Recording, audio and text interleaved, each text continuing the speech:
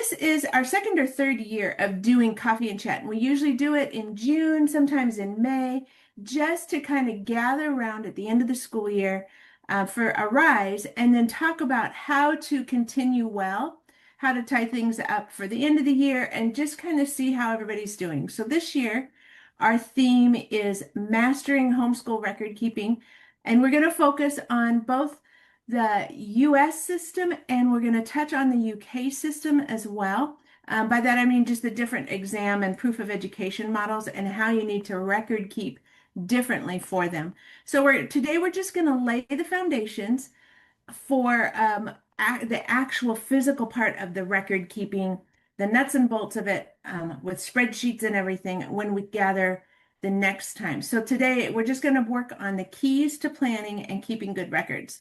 So let's go ahead and get started with that. What I want to start us with is this idea of remember and refocus. We all chose to home educate for one reason or many, all right? And so within that, I just want you guys to think about and remember your why, because when you start at the end of the year, it's really important to remember your why, even when you're really tired, even when it maybe has been a rough year academically or just at home, that it's had its challenges and ups and downs. That you maybe are experiencing a little bit of burnout and you need a little bit of a break, and hopefully you will get that here in the next few weeks. But at the same time, it is very refreshing to be able to refocus and remember why you chose this decision and what's going to help you keep choosing that same path year after year after year as you reevaluate things. I know personally, I used to, with my family, when my kids were in, probably, actually, my husband and I would reevaluate every year that we home educated ourselves and say, is this still the right choice for us and for this child? And we would look at each child individually. And then as the kids grew older, we would include them in that process. And we did include them even when they were young to find out what they really enjoyed, what they were struggling with, just to get their take on things so that we could plan well for them in the future. So let's just walk through these 20 reasons to start home educating now, or if you already have, it's just that remembering piece, okay? You probably, one of the reasons that you may have decided to home educate is you wanted more control over your child's education. That's a really big one right now with what we see happening in the school systems. And another one is you want to give your child a unique education. And that really, that one resonates with me personally because my oldest really was hyper focused on a specific career path. And so with that, we were able to offer her and provide for her a really unique education that supported that from a really young age, because she knew she wanted to go into archaeology when she was like 6 or 7. And she never veered from that too much. She looked at some other things, but always came back to that. So another reason is that you might want more flexibility in your schedule. Maybe you have a situation where whether you have two parents working or you have lots of travel involved or you have other things. Maybe you have kids that are in sports or other things that are going to take them away, take one or all of you away on a regular basis from a routine schedule. It could even be medical needs or things like that that can cause that to need to be a more flexible schedule. So those are the big three for a lot of families. But some of the things these are the things that will help your children and help them. So if you want them to receive a more individualized and personalized education, just like we mentioned, but you're also better able to help them develop a love of learning and become more independent and self-directed learners, as well as develop strong critical thinking skills and good study habits. Those are really key as we educate our children and raise our children in a world of technology, that these soft skills, these critical thinking skills, and being able to learn and think independently and be self-directed in that and able to follow their passions is really key to preparing them for the world that they are going to live and work in. There's also lots of social benefits, and you can have more time with your child. You can travel more easily. You can be a part of supportive communities.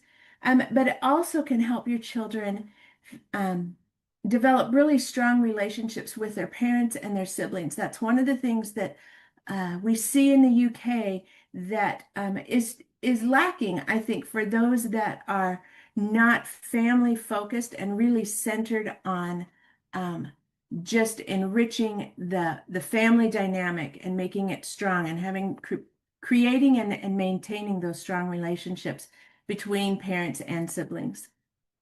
And you can also have more time for extracurricular activities and interests. If you've been home educating any amount of time, you may find that you are able to do it much quicker on most days than a regular school can do them on any day of the week. Quite often you're done with the younger kids, you're done in maybe 2 or 3 hours each day. With your older kids, maybe 4 hours, maybe 5 hours, especially as you're nearing exams, it gets to be more and more.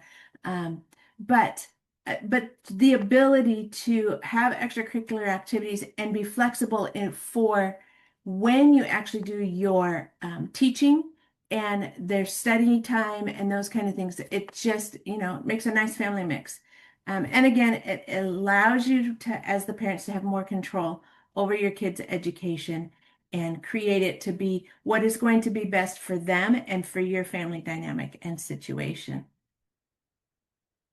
And number 14 is that you can instill Christian values and a biblical worldview in your child's education. And that is so key right now and is so much at the heart of what we do here at Arise as we partner with families to home educate in the secondary years. And then the last few here are you can help your children develop a strong sense of identity in Christ and belonging based on biblical values, and you're better able to advocate for your child in a variety of situations. So you're able to instill Christian values, be a role model, help build strong relationships, but also help teach them how to build strong relationships. And I think the save money people would go, really? With the price of curriculum? When it comes down to it, I would say yes. There are so many other things that you end up paying for within other opportunities for education that you really can do it on a budget and keep the expenses within whatever your budget is. There's so many free opportunities out there and so many community-based and co-op-based opportunities that you can really find ways to save and make it all work for you. So I think that's it on those slides. I'm going to stop share, and I want you guys to just pull out your workbook. Let me see if I can get it to open here. I might have to share again. And you may need to share again because we have a few people coming in a bit later after you'd shared it the first Oh, time. sure. Okay. Let me just pull it up over here and drop it back in. It's gonna do it this way. All right, so here's the workbook we're looking at. And there we go. And so what I want to do is pull this over here. So you should have a workbook that looks something like this. And I put this together. This is the information is based off the main self-paced parents class that I have that's called the U.S. Diploma and Transcript Model. It's a success guide for families in the UK. So there's some information here. And then the checklist, we will be using the Everything Counts Planner next time we meet. So this may lead to the product for that, but we're giving it away to you guys in the webinar next week. So just some different things you want to have there. That was the beginning part for you guys to look at before we started. I want to come down to, I think it's going to be page 5 has the key points in it. And what I want you guys to do is just spend a couple minutes thinking about and writing down what what are your top reasons for choosing to home educate? And you can use the list that you see there. You might have some other things that you would add that are more personal or more individual to your family. And so if you do that and you're wanting to share what those are, you can add them to the chat if you would like to, and that would be great if you want to share that with everybody um, in the chat there. So it's really, this is the first piece of homework for you. Take a couple minutes, jot a few things down, and then we'll continue with the next step. But like I said in the beginning, I think it's really important to understand why you made the decision to home educate and why you're going to continue to make that decision. So being able to talk about it with your family and have those notes written down for yourself. Your spouse might have different answers than you to those questions. And if you were to go and ask your children why they would choose to continue to home educate, what would they say? What are their reasons for enjoying being at home, or what are their challenges for doing education at home? Those are the things to list there. So I'll give you a couple minutes to do that, and then we will move into the second session here with that. And what we'll do, if you have questions, you can put them in the chat. And when we get to the Q&A part, after we've turned the recording off, we'll go ahead and answer those questions at that point. All right? Okay. And I'm going to start this next section here, which is, hang on, that is not the right slide. So we're just going to go forward a couple. Let me see. I'm supposed to be on 102. All right, here we are. Sorry about that. So the next part we're going to talk about is helping your high schooler plan for their future. So we wanted to do that kind of remember and refocus piece, and then we really want to focus on these are the anchor pieces that become key when you're working with your teens, okay? And so what I want you to do, these are also in the workbook. I think it's called 3.2 is the section, and you'll see the key points there too, so you can refer back to them or take notes or that kind of thing. But it's really important to, ask the question, what do you need to do to help your high schooler plan for their future? We often think they can do it all on their own. Some people think that. But when we get down to it, we find that they really need us to help give them guiding questions so that they can create space to think things through and help them create a vision. And so that vision is made up of the God-given ideas and dreams that you have for your teens when they graduate. That's a piece of what you're looking at and what they envision for themselves.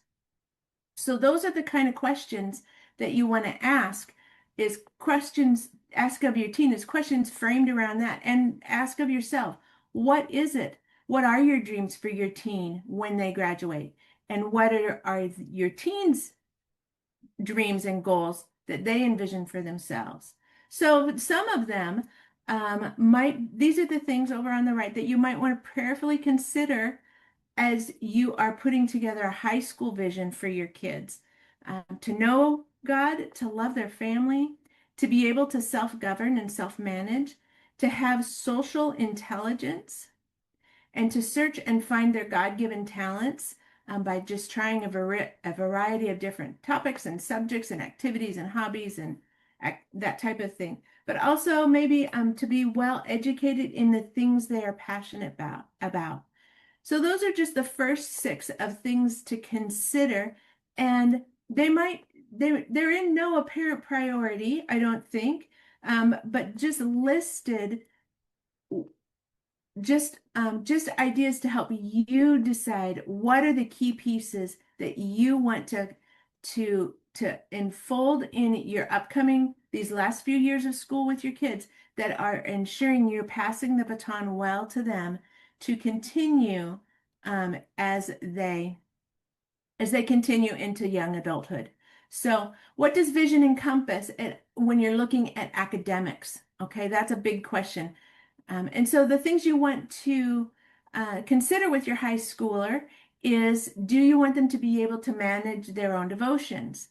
Do they want to learn about British literature, maybe philosophy? Maybe they're looking at being at an apprenticeship program. Maybe they want to be a plumber or work in construction or an electrician or something like that. Do they need to complete enough math to be college attractive or university attractive for an aeronautics science major? It really is, what are their dreams and goals? And then what is it that you need to build into their academics to achieve those pieces? All right. Do they need to know how to initiate and maintain a conversation with peers or professors? Do they need to learn to dance so that he or she doesn't feel awkward at wedding receptions or Kayleys? Are those, that's taking all kinds of different learning components that create a well-rounded individual and deciding which are the pieces that fit this individual teen and will help launch them into the next phase of life, and greater and more independence. So knowing your vision helps you and your teen make a plan for a great transcript, or make a plan for which UK exams you might be doing, and which exam boards to choose and that kind of thing. And while the information that I'm presenting will reference the US model, the items that we're talking about are key for education, no matter which model you're choosing to follow right now. And so that's really important to keep in mind as well. So some of the things that you can look at when you're getting ready to plan for the future, as well as record keeping of the past, the things that have been done in the past can include online courses, the textbooks you've used, hands-on activities, projects that they've done, and research that they have conducted. These are the types of things that admissions officers often talk about, that give a transcript, or your UCAS information, a sparkle or a pop. And so it means that you need to be able to show the coursework that's out of the box. So if they have done something really interesting that is really focused on what they are choosing to do in their next phase, if they're going to university, if they're applying for college or apprenticeship, you want to make sure that you can capture that really well and document it really well. And you also want to show service or volunteer work or extracurriculars in the different areas. And so if they're already doing those things, then you're keeping track of them. If they're not into these extracurriculars or volunteer work or those kind of things quite yet, then that's where you want to talk about what are the things that they would want to look at that are going to support their education path. All right. And then with those things in mind, that's where you begin creating your action plan. And that's what we're going to look at next time. And we're going to look a little bit more in just a minute about how to keep, what do you need to do to get ready to keep good records? Okay. So this first two little pieces were about remembering and then creating a vision and casting a vision with your teen to come together and talk about these things on their behalf and be able to support them as they navigate the different subjects, both those that are kind of the required ones, as well as those that they have more flexibility in choices for career path and that kind of thing. So I'm going to pause this one. Let me turn this off here. I need to jump up to the next set of slides, and I also need to see where we are at. So with the key points, those are all listed here in the worksheet. You can see that. And so next, I want you guys to just get started on capturing your vision for yourself and with your teen. And that's one of the big pieces of the next 2 weeks before we meet together, is to try to create an opportunity with your teen to go through some of those questions and some of the key points that you see up here, and really begin that conversation of what do they want to be able to do, and what do you want to be sure that they're able to do. Do they need to be able to live on their own and cook meals and um, navigate public transportation, as well as do they need to be able to have the right academics for a higher education if they're going to go to university or slide into what they need to for an apprenticeship, that they have those pieces in line as well. So it encompasses. Remember, the document we use is called Everything Counts, right? When we're going to come back and do the record keeping. And so that's what we're getting at here. The volunteer work, the book logs, the activity pieces, the things you do at co-op, it all counts. And this is where you begin taking those pieces and casting the vision of what do they enjoy? What are they good at? What's difficult, but they still enjoy doing it. And to help kind of refine where their talents are at, where their gifting is at, and what do they want to do with it, and how can they honor God and glorify God in the process with that.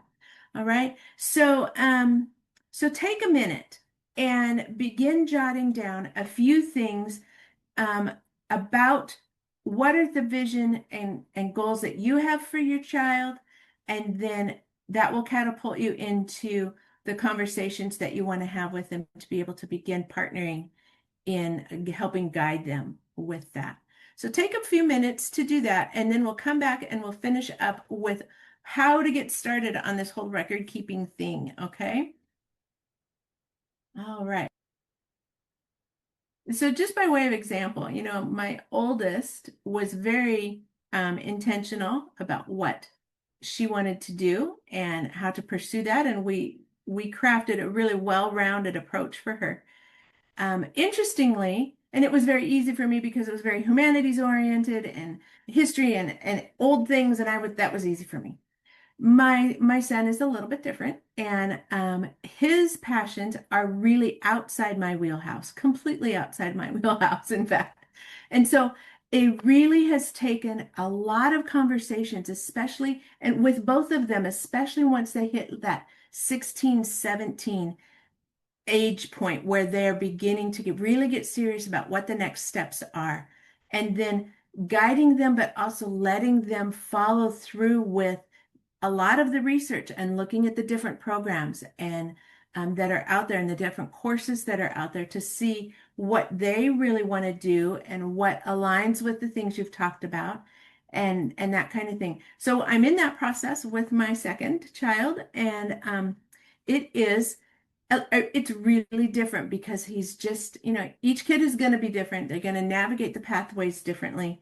And so it's just being there with this core vision that you've created, and then working together and creating that relationship that allows you to work together to help guide them and direct them and get them toward their goals, and looking at the right things and choosing just the different pieces that are going to fit what they're doing. So I want to continue now I want to make sure I'm on the right slide here. Yes. Okay.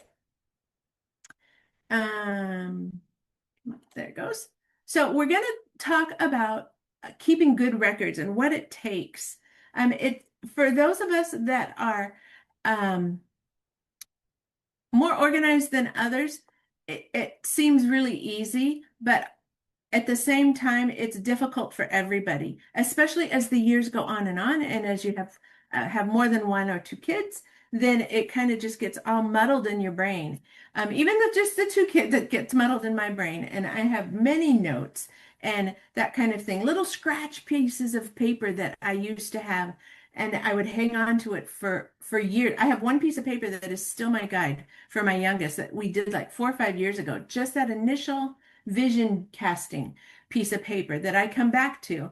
And it's like, at some point, it's got to get into this spreadsheet. And that's actually what I'm doing in the next 2 weeks, is getting mine in the spreadsheet so that I'm going along with you guys with this. So, but why do we do that? We do it to avoid disappointment and overwhelm. That's the key for the record keeping. You never know, you may never need the items that we're going to put together, but you'll regret it if you haven't kept a good paper trail and then you're asked, because rightfully you would accept. When I was going through it with my oldest, we had course descriptions, we had syllabi, we had these things that you see on the screen. We weren't asked for any of them, but I don't think that's the norm. Okay, so you want to be prepared to give an answer for what you did use for their high school education so that you can prove well that you did at or above what was expected by the general school system. So, what are the things that you want to keep? Your subjects are going to vary, but at a minimum for each course or class or subject each year that they're going to do, you want to have the name of the course, how much credit was earned, and that leans toward the US model um, with just how many hours they spent in the subject, and then the manner in which they earned it. Was it mostly textbook work? Was it hours logged for reading or volunteering or that kind of thing? Or was it like a GCSE course where it's a 2-year block and this is the textbooks we used, and this is the well-known stuff for within the UK, I guess, within the UK model that they're going to expect to want to see in the grading for that. If it's off of that, then you're going to want to have a course description and that kind of thing. That's why at Arise we do a really focused job at making sure that the course descriptions really reflect what's going to actually happen in the classroom so that you're able to use those to your benefit when taking the course. You can grab that information. It's in the syllabus and that kind of thing as well. To be able to keep that and have that if people do actually ask, because yeah, they might.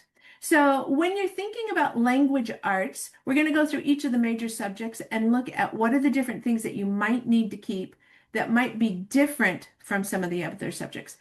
You want to keep a book list, and this is a book list not just of the books that go with, like the literature books that go with the curriculum that you're doing for language arts that year, but all the books that the kids are reading each year. So if you are reading through the Bible in a year, each Bible book counts as a book. So Ruth counts, Lamentations counts, Revelation counts. They all count as individual books. And so you can keep that in mind, as well as all the other books that they might be reading, what they're reading for leisure and pleasure, what they're reading for science, if it's outside the textbook, if they're doing biography studies of famous scientists, or they're doing a biography study for a famous artist or something like that. Or in this case, with language arts, it might be authors and that kind of thing. So if they are doing, and they should be doing grammar and vocabulary, any tests that they've done, and I don't mean like weekly tests necessarily, but like quarterly or midterm tests and final tests. Those are the ones that they really want to see. How did they do ultimately in the course? Okay. And if they're doing public speaking or have some type of situation where they're doing public speaking, that is another one that would go toward language arts, that they were that you can keep track of the times and the amount of times that they did that type of thing. So math, you want the name of the textbook. And in this case, you probably want a copy or images from the table of contents. And that's what I would recommend for any of the courses. It's not listed up there in language arts, although it probably should be for the grammar, if you're using a high school language arts book for that regard, then you want to have that as well. But the table of contents so that they can see, especially with maths, what they actually did in that year or within that textbook that they completed. And then the test scores either by the chapters or modules or quarterly and semester tests. Those are the things you want to keep as well. When you're looking at social studies and the sciences, again, you're going to want the textbook, the table of contents, the tests, any research papers they've done, if they've done research or if they've maybe done lab work, you're going to want the lab studies and those kind of things. And then any log sheets if they were doing just some type of outdoor work or gardening or volunteer work that would lean towards social studies or sciences. Maybe they're volunteering at the museum. Maybe they are doing an archaeology dig, or they are volunteering at the pet shop and it actually would go toward life sciences type of category. with the pet shop type of things.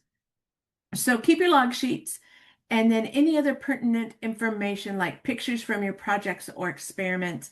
If they do like a science fair thing at a co-op, maybe your co-op decides they're going to do science projects for a term and then have a science fair at the end of the term. The science fair and all those pieces count for what they did and what they put together. And then it counts toward, especially when you're looking at credits, at US credits, those count as hours of time learning. And so that's why keeping all this information becomes important because it's the proof that you spent the 120 to 180 hours a year on the subject, which is basically about 45 minutes a day, 5 days a week. So, okay. So then the other ones for the electives, that gets a little bit more flexible. You want log sheets. You want any additional material that illustrates the learning experience. So photos, certificates, report cards, brochures. If there was a rubric that was used for grading, like say they did a music exam or a dance exam, or they were in a theater production or something like that, then you're going to want to keep the brochure or the program from the theater production or the pass certificate from any type of formal exam that they may have done as well. And sometimes the rubric for those, for especially for electives, is helpful. Those might be more difficult to find unless you have created that yourself, or it's something you can ask the tutor that they're working with or the organization they're working with, that if they have that for you. So you need a record keeping system that's also sustainable and fits your personal style. So all these things you see on the right can be really overwhelming to keep for 4 or 5 or more years, especially if you're handing some of those pieces down to younger children. And you want to make sure that you have, especially now, a digital record of those things. So taking the pictures, scanning the table of contents of your textbooks, that's important. And then just compiling it somehow. So, but no matter what you decide to use for record keeping, just please keep good records, okay? And ultimately, you need to be able to assure that what your student has done, that they've done honestly and worthy of the certificate or the credit that they are receiving. So you need to be able to assure yourself, an employee, or a college that the credit earned was a credit earned, that the papers were written and that the books were read and that the hours of course credits happened. And that becomes really important as home educators because they want this objective view of how your child did on certain things. That's one of our big hurdles. And so we need to be honest about it and we need to maintain our integrity as homeschooling parents for the sake of homeschooled high schoolers everywhere, that we can stand forward and say that our kids honestly did this. And then when they speak to it, when they talk with them, they will see the truth in the quality and the credibility of what they have done when they meet the individual teen. So what are some of the tools? Go ahead in the chat, if you don't mind, just put what you are currently using for your record keeping. I have often used a Box-A-Kid.